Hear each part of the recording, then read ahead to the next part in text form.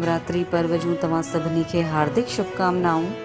चलो बुलावा आया है, माता ने बुलाया है।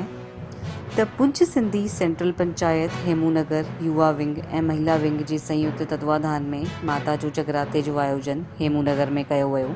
कार्यक्रम जी शुरूआत माता रानी जे फोटो ते माल्यार्पण करे अखंड जोत प्रज्वलित करे आरती करे कई वई।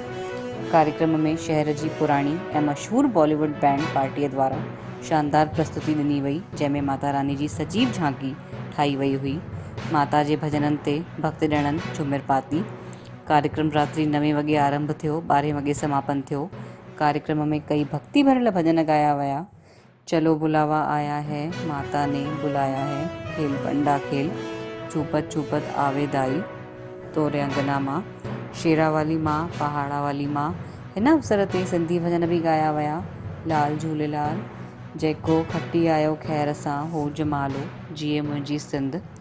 कार्यक्रम जे आख़िर में पंचायत जा अध्यक्ष सुरेश जीवनानी ऐं पदाधिकारी गण वरिष्ठ ॼणनि जो युवा टीम द्वारा शाल पाराए श्रीफल ॾेई करे सम्मान कयो वियो।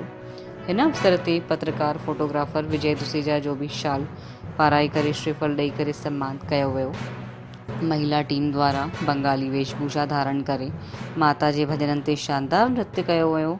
अंत में विश्व कल्याण लाइ माता रानी सां प्रार्थना कई वई।